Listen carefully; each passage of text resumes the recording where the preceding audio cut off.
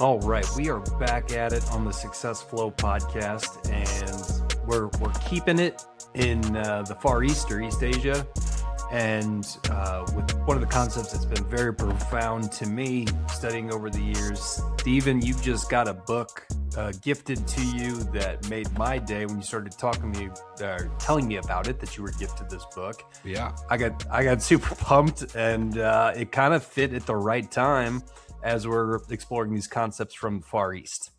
yeah. It's funny how sometimes that works, where you're like in the mindset of like, we're talking about these things, we're thinking about these things, and all of a sudden you get handed a book to read. And so I have not read it yet. I'm excited to read it. But this also prompted our little mini series here of sharing all different types of Japanese and Far East philosophies. And today's topic, you know a lot about Taoism, and it's Daoism means the way, and it's how to live. It's kind of the philosophy around living the way, and whatever that is for you, in flow. And so we'll talk about Taoism a little bit, but we're also going to talk about one of its core principles, and that's Wu Wei, which the way and Wu Wei is spelled differently. Wu Wei is Wuwei. And then obviously Taoism, the way is, spelled as we know it. So jump into it a little bit, educate us on Taoism, what you've studied, and then we'll kind of talk about and share some stories.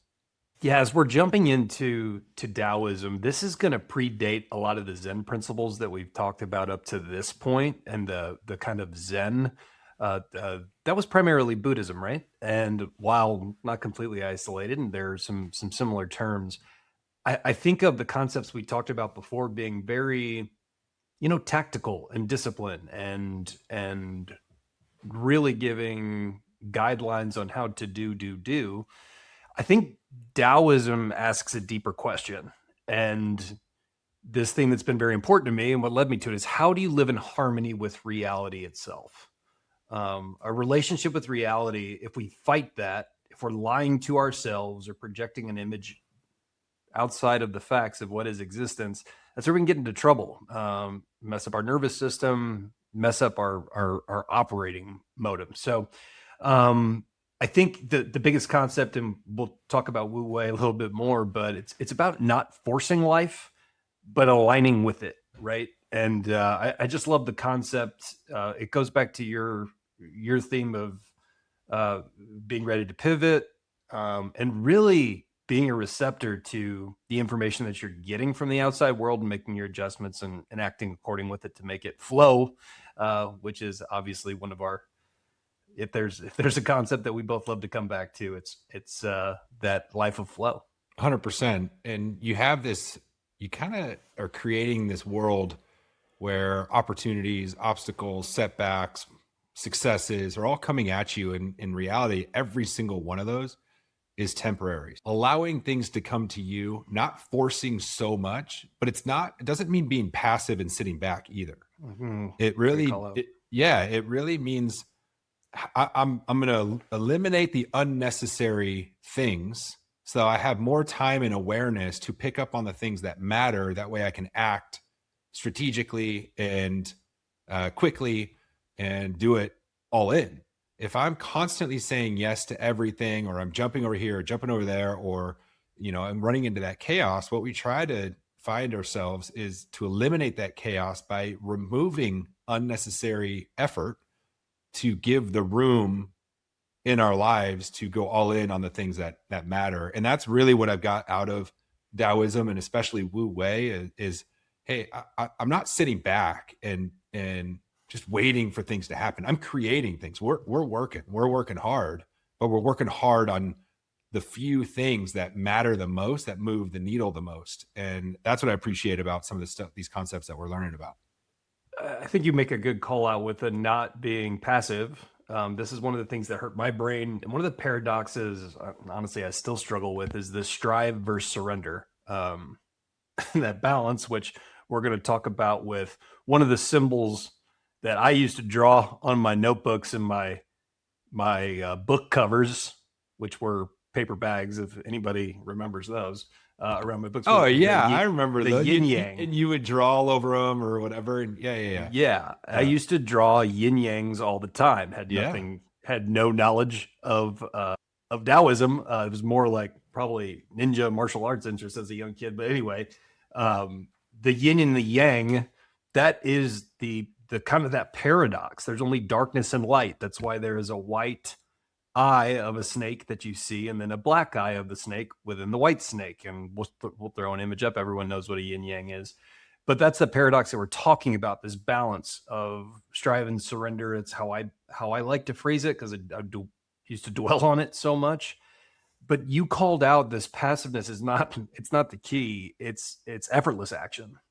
And because we're so in tune with reality that we know what actions to take, and that's easier said than done, oversimplified as we can often display these concepts. But when you really start thinking about it, that is when your life feels frictionless, when we're kind of hitting those milestones. So really quickly want to call out, there is another thing that Taoism gets a lot of criticism for, with which a lot of esoteric or mystical religious concepts can be, is the fact that the main figurehead that is tied to Taoism is Lao Tzu, which roughly translates to old master. There's no real documentation that Lao Tzu actually existed, and that it's more likely the existence of him, if there was a timeline, is roughly 6th century BC. And the it's much more likely that there were a number of teachers of this way of Taoism that they kind of blended in to bring a figurehead of this old master, which is what Lao Tzu translates to as the figurehead. So just calling that out as we jump in.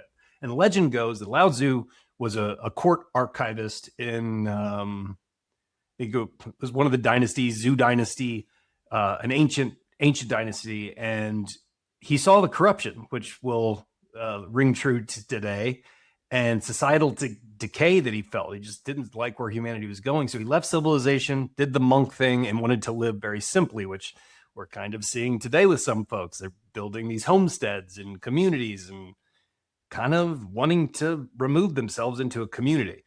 And so before he died, he was asked to write down these teachings that he discovered, removing himself from society, talking about the way, and he wrote the Tao Te Ching, which there are so many great takes on the Tao Te Ching. If you look on Amazon or Audible, there's a lot of modern people that'll break it down phrase by phrase, about 5,000 characters, but a heck of a read. And I know you're working through one of those books now. How many books have you read on, like, if you say, I know you've read a ton of books, but in this specific topic, Taoism or anything that aligns with that, are you studying this stuff? Are you living this stuff? How are you building that out? I keep coming back to it, right? Like I don't necessarily, like, I'm not a Taoist by any means, nor am I a Buddhist, or do I practice Hinduism? But like, there's one book that ties. It's so cool. It brings the Bible. I think I showed it to you when we were wrapping on a previous podcast. It has 4 concepts, it's all broken down in 4 ways. It's called Jesus, Buddha, Krishna, and Lao Tzu, the parallel sayings. And what is so cool about these ancient texts, and what this author did before ChatGPT, is he broke all of them down. And you can get an example of a Bible passage, then it'll go down to the Upanishads, and then to the Buddha, the Buddha's writings, and then over to Lao Tzu, and they're like the same saying. It is so cool to just flip this open day to day and be like, okay, there's got to be something to this. If different areas of the world were saying the same things, and they're pretty darn good principles to live by for the most part. So I would say always studying it and just trying to remember it. Right? It just seems like it lands with me, but like anything, if it's not present, you can forget quickly. Yeah, for sure. And I remember when we went through the 21 principles a couple episodes back, and there was one, and then I think I went to church like right after, right? Mm-hmm. And I sent you a text, and it was literally almost word for word the concept. Like they do kind of intertwine, and it's just a different belief, and in that regard, of which direction you want to go. But getting back into the Daoism piece and Wu Wei and all that stuff, like, I don't know, man. I just feel like it aligns so much with what we're trying to create, and like putting labels on some of this stuff has been super powerful for me, because it's like you just kind of think of these things and you're like, okay, well, I'm living my life in a way that will become effortless. Like, I think that's like, I don't know if I've ever really said it out loud, but is that the definition of success for me, is like where things are going so well, where it just feels effortless, but you have so much purpose and work in front of you that you're motivated to keep going. And figuring that out, where there's a lot, you look at friction, because it's never not going to be hard and you're never not going to have friction, Exactly. but you look at it as an opportunity to challenge yourself or get better, or a learning opportunity or whatever. And so you switch the mindset to, well, this is effortless to me because I'm not looking at that as a setback or an obstacle. I'm looking at that as a way to get better and continue or whatever. Right. And so now you're kind of like honing in on some of these principles, and it aligns so well with some of the thinking and the work that we've done in the last couple of years, or especially me in the last couple of years. The part that I still struggle with is the power of stillness. I can't quite get to the point where I can just be so present and in the moment for a period of time and let it kind of flow through me. Like, I'm still very much external and trying to build and create and all that. And it's not chaos. It may seem like chaos to others, but it seems, for me, it's like the way I tick, and it's effortless for me. I love the work, and I love, we were just talking about this the other day. Like, I love getting in the weeds and the software and the creativity or whatever, doing the work. Like, I'm okay doing that. I'm the operator. But that is the way for you. That's the What way I'm I look saying. at it. Yeah. And that's what I'm saying, is like, the way is for, it doesn't mean the way is the only way. It's the Taoism is for anybody. It's just whatever your way is. But I do know, like, the power of stillness is a big piece of this. And that's something that, like, if I ever honed in on that, would that exponentially make my life more effortless? I don't know. I haven't gotten to the point to really dive into it so much and practice it so well to figure that out. But I do know that I am very much so following a lot of these principles and looking at opportunities and offerings and whatever, and deciding, does that make sense? Yes or no, and being okay saying no a hell of a lot more times than saying yes. And so I think that's part of the Wu Wei, is you're only putting in your work on the things that keep you on the path and the Dao. And so it's just fun going back through this stuff with you. I like when we talk about the Tao and it being the way it really is the underlying natural order of the universe. And so there's this scientific take to it. Like, we talk about the laws of nature, right? Yeah. Like, you look at the ecosystem out in nature with animals eating plants, animals eating animals, the trees growing, decaying, rotting, and then reproducing themselves and becoming, fodder for the next way. That's the way I look at it. And it's the same thing flowing through human beings and all of the technology that we've created. It's really hard to think about it all being interconnected, but that's also what I like about it. And this isn't like, it's not a doctrine. Lao Tzu wasn't a god or even a prophet. Again, old master is just like, he was one trying to live the way and be as in tune with it as possible. And I wanted to call out also, looking at it right now on my wall, I've got a picture of Lao Tzu and how he's often depicted. I think is so cool. Like, if you're a lover of animals, like I know a lot of the listeners are, he's always depicted riding on a water buffalo or an ox. And the messaging behind that is like, it's strength, harmony, simplicity, and those animals, when moving through water, are moving very gently, not dominating it. So I think it's really cool. And he's always looks really awkward sitting on the ox or the water buffalo, which shows kind of him being reflective and withdrawing from society and kind of letting his water buffalo, his strength, guide him through. So we're trying to flash more imagery on the podcast. So if you're watching on Spotify or YouTube, but a really cool reminder for me, like, it's right as I'm walking out of the office, is like, okay, try to do your best to tap into the way and get on your water buffalo. That's a great reminder, though. It's a visual. And I think that's what's key, is like finding those visual cues to keep you in line with whatever it is you're trying to accomplish. So All right, well, let's give some like real life examples of how this works, or the kind of how to look at things.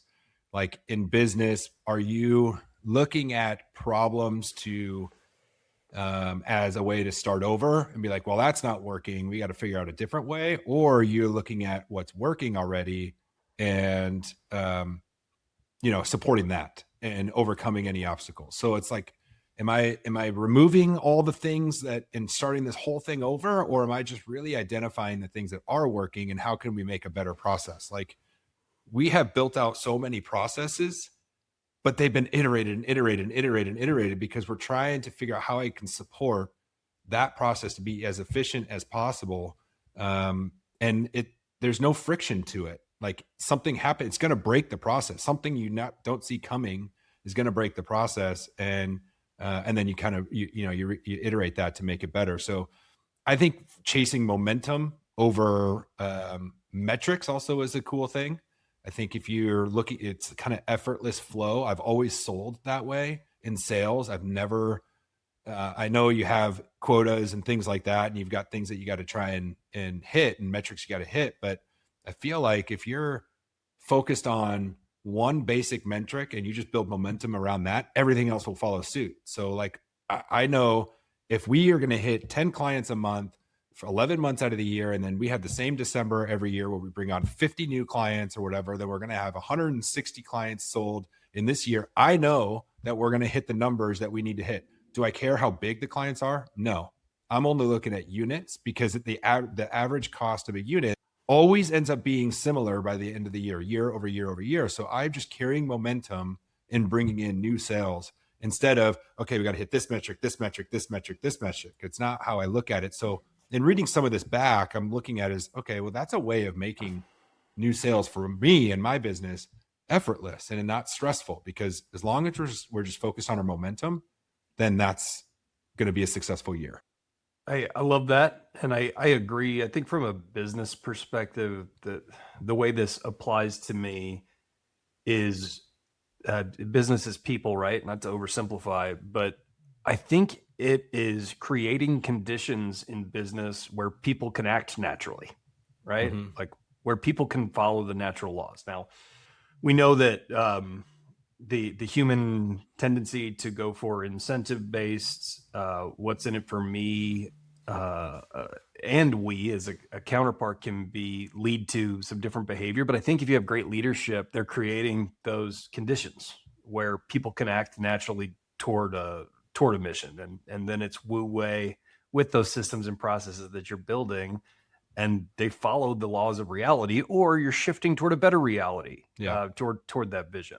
I think that's how it applies. And I think of it, obviously in sport, with skilled athletes, they're acting without conscious thought. It's back to flow state. But anytime you see someone heating up or going out of their mind, there's a reason. They are out of their mind. They're acting without conscious thought, and that is Wu Wei from an entertainment perspective and an athletic achievement perspective. And then back to nature, the best example is water. Like, water flows around rocks instead of fighting them. It's not trying to go through the rock. It just naturally goes around it and eventually carves away the rock. And I mean, that's where my mind goes first with Wu Wei is water. And it's not a coincidence. That's the primary thing making up these meat suits and our planet. So yeah, I really like that analogy. It reminds me of when I was on the hike at Woods Canyon, when that tree was laying down in front of my path. And I literally took so you go up to Woods Canyon Lake. It's like a 4-mile loop around the lake. It's not a huge lake, but it's a nice walk, flat hike. And there was that tree that was over the path. And I literally took a step back for like 45 seconds and just thought about this for a moment. And I did purposely go on this walk by myself to try and gain inspiration or whatever. This was a couple of years ago when I was building out a lot of this mindset work stuff with Oppo and the trees on the ground. And I'm looking at this thing and I'm like, okay, I got 3 paths here. I could either A, hop over this thing and potentially risk, tripping and falling or injury or whatever.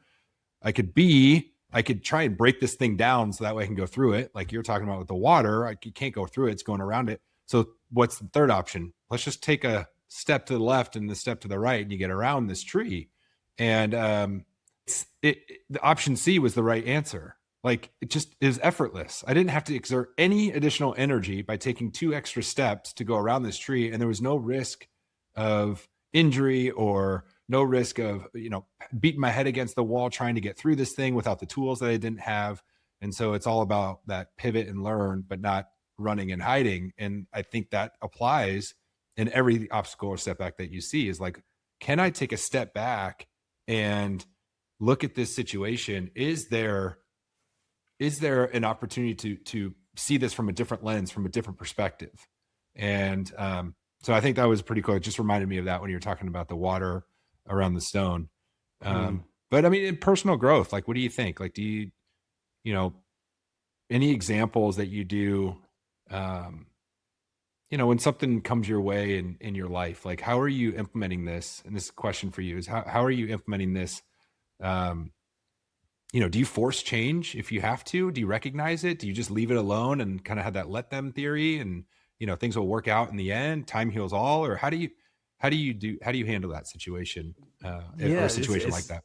It's a constant battle in practice, right? Failing all the time with this, but the more you come back to it, back to the yin and the yang, that striving and surrender, strength and softness, it's like, it all comes back to intention and like, is my nervous system calm enough to hear the signals of where I should be moving through reality?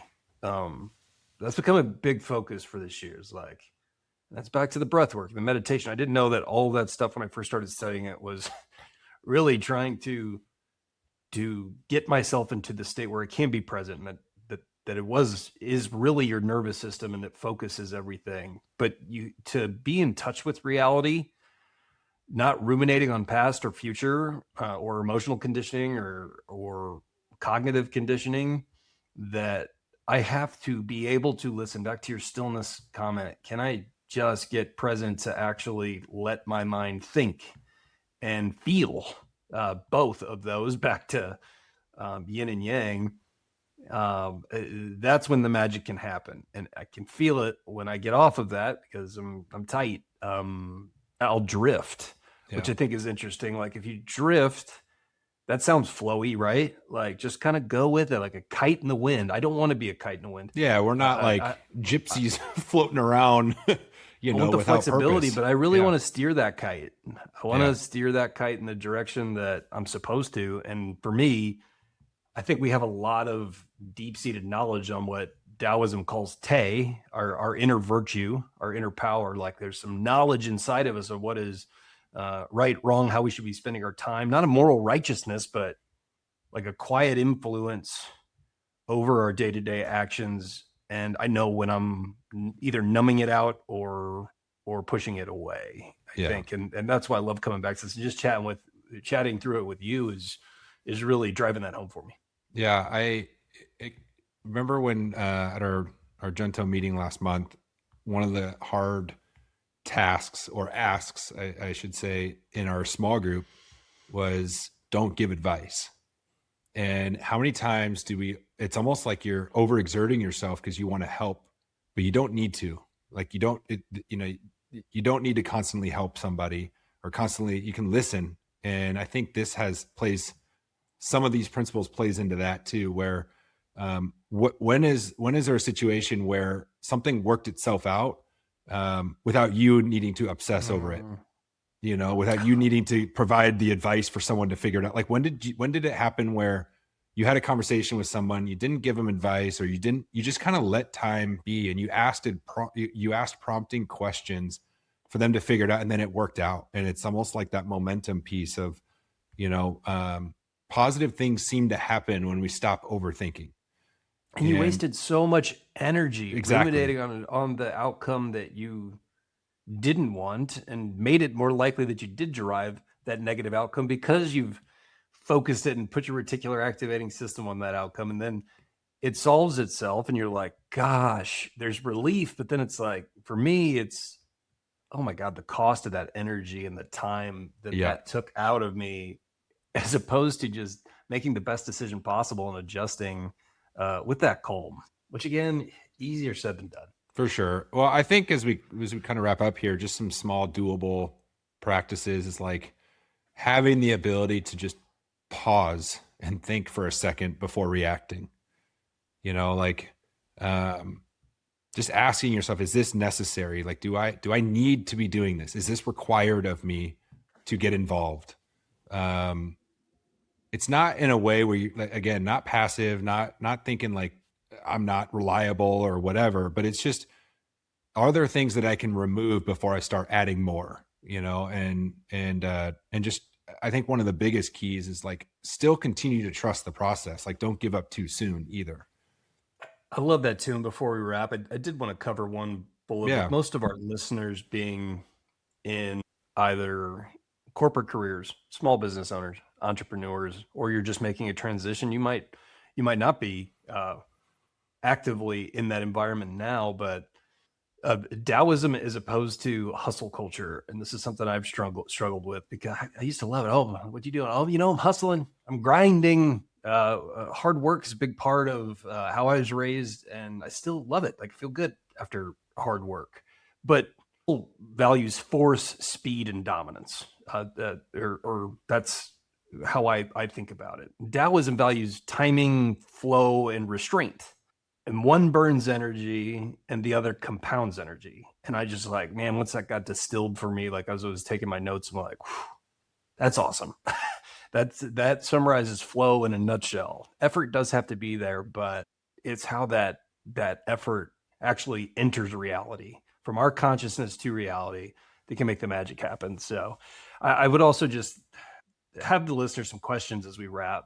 Where are you forcing life instead of flowing with it, with your way?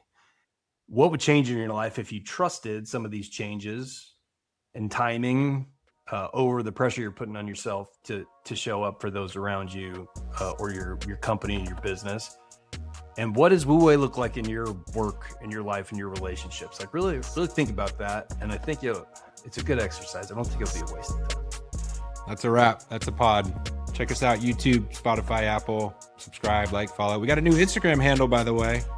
If you're on Instagram, at Success Flow Podcast, find us there, follow us. We got some cool stuff right coming. down there in your show notes. That's right.